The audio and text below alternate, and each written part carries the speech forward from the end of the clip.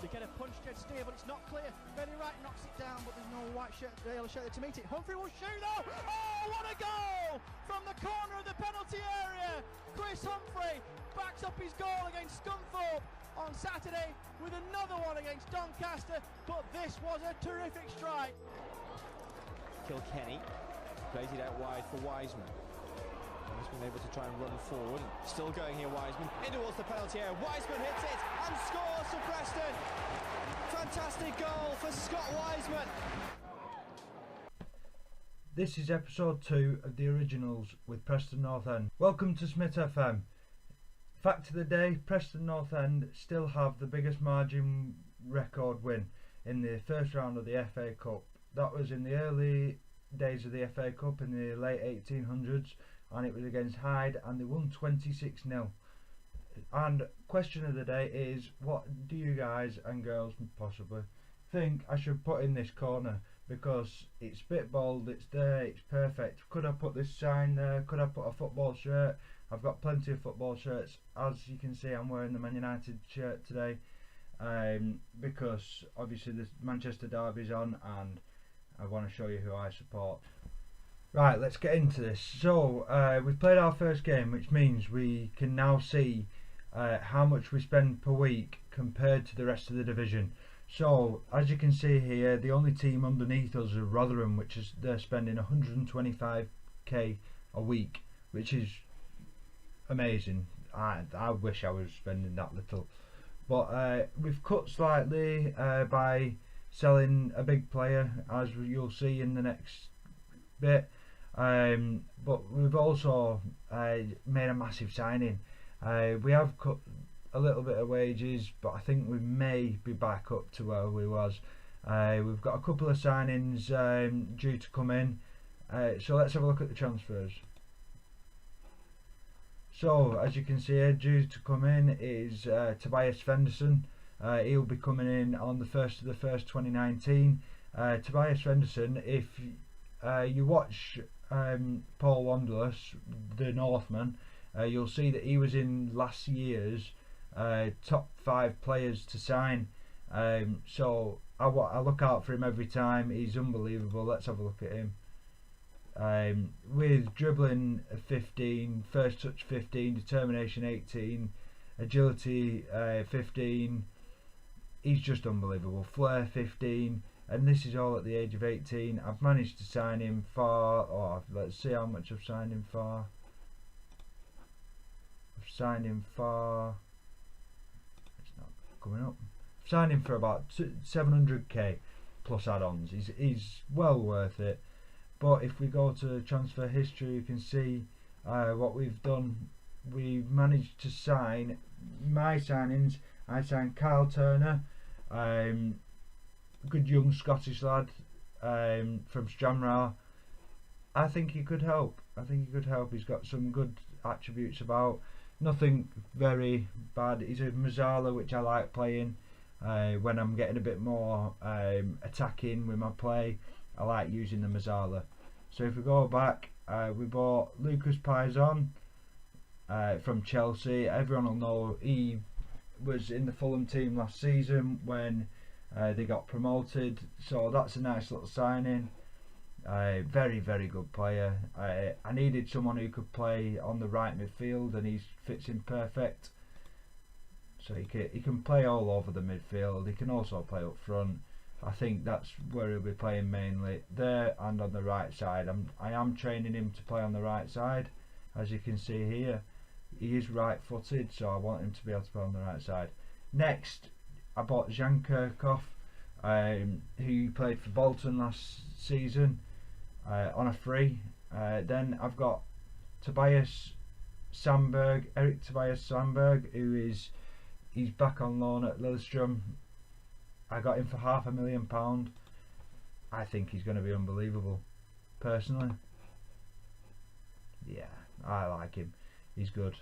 If you look at his reports, his potential star ratings 4.5 star to 5.5 star. Promising young centre back. I think another Norwegian. That's due to the Norwegian thing is due to watching the Northman. He lives in Norway. Then the big signing of the lot, Karlan Grant, £5 million. Use this money from selling the person you've probably already seen we've sold, but with a potential of 4 to 5 stars, 20 years old, pace is 16, acceleration 16, dribbling 13, finishing 12, first touch 12, technique 12, work rate 12, off the ball 12, flair 13, composure 11. This guy is going to be the driving force of the Preston team that I'm building. So comment on what you think of this guy and the amazing signing. 5 million's a lot of money. We broke the transfer record for Preston North End, but it needed to happen. The transfer records are being broken all over the place now. Money's a lot more prolific in football now, but I think this will be my big signing, and there won't be much more after that. Preston haven't got a lot of money, so we had to sell Ben Pearson. He was very unhappy at the club. We got 8.25 million, moving on to 10 million we add-ons, with a possible, I think there's a possible bit more money coming as well from that if we look at the contract. So if we look at the transfers, go to the clauses, out, in Ben Pearson, yeah, appearance money, he'll make 1.9 million after another 50 appearances for Wolves. I think that will happen. Sadly, there had to be a 20% profit made on the next transfer, but I'm happy with that. We've got a few more clauses which I didn't know about until now. Hopefully we'll be able to cash out on them, and then if Cardiff can avoid relegation this season, I get another £500,000 off Cardiff. So if we look at the last match we played, the first game of the season, we played Derby County. We played them away, so I played them a very cautious 4-1-4-1, with Callum Robinson starting up front on his own. Lucas Payson making his debut. Didn't play very well, Payson, which was a shame, but the defence was unbelievable. Tom Clark getting man of the match, and for about 10 minutes towards about the hour mark, we looked strong, and in that 10 minutes at the end of that 10 minutes we managed to get a penalty. So the pressure that we put on paid off. We managed to get a penalty, and Daniel Johnson slotted it straight down the centre and made the keeper look like a fool. So if we look at the league table now, it's not much to look at now because one game's been played, but there's 3 points on the board. I'm very happy with that. Away win against Derby, you can't be happier. So something to note, we've managed to get a partnership with Manchester United for the preceding time in the Championship. If we do go to the Premiership, obviously the link will be broken, but as of now we can get Man United loanees on for free, basically. So I think, and they'll also pay us 114,000 a year. So I think for the meantime that is a really good. It'll save us some money, and my team are going to be helping me get to the Premier League. So now we're going to move on to the next match of the Championship. The first game is the week has already happened, so we have dropped down a couple of positions, but hopefully we'll be jumping back up. Now I'm going to show you my team selection. So we're going to play Maxwell in net again. Then we've switched up. We've put we've took Darnell Fisher out just to give him a little bit of a rest, see what Callum Woods can do. We've got Tommy Clark in the middle with Coker, Stephen Coker, as you'll remember, he played for QPR. Then I put Josh Earl on the left to see what he can do. Then Ryan Ledson has had a really good week in training. As with the new training system, you get your average ratings for training. So Ledson's had a really good week in training, so he's going in. Then you've got Alan Brown and the goal scorer from last week, Daniel Johnson. Then on the right for his first start of the season, Tom Barkhuizen. Then Callum Robinson on the left. Hopefully can have a better game playing out on the left. Then we've got Lucas Nemcha, the loanee from Man City. I don't know whether to send him back yet. You'll have to see. We'll have to see what happens. Comment below to tell me what you think about Lucas Nemcha. The other loanee from Man City, Brendan Barker, is injured at the moment, but we'll see what happens. Lucas Nemcha might stay. Right, let's get on with this.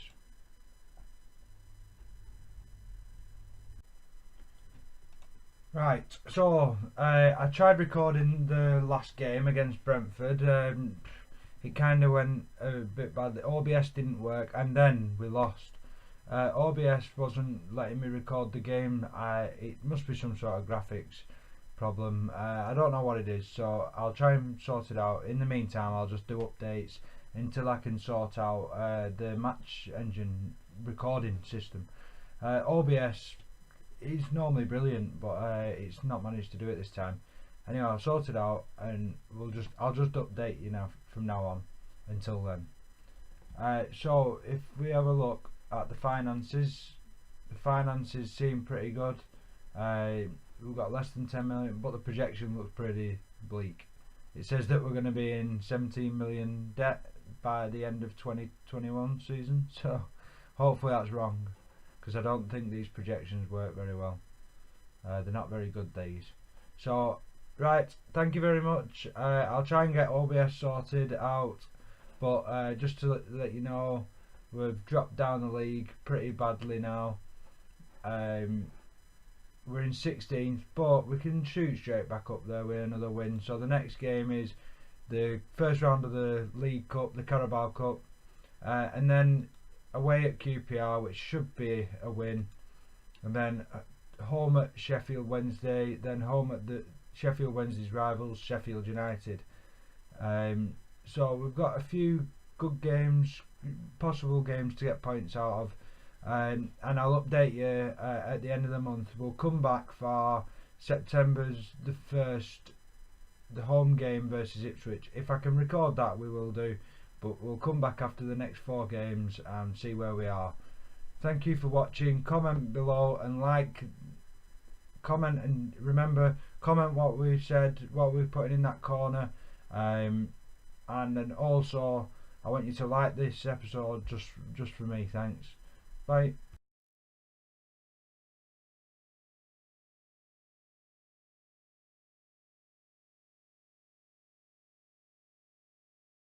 Right, so we're at home to Brentford. They are playing Bentley in net, Delsgaard on the right, Geneva in the centre with Mempham, who I really like. I signed him on my Newcastle save. Then there's Barbet on the left, Makitio in the centre with McLeod, and Benarama on the right, Sawyer's in the middle, Watkins on the left, and Neil Mapai up front.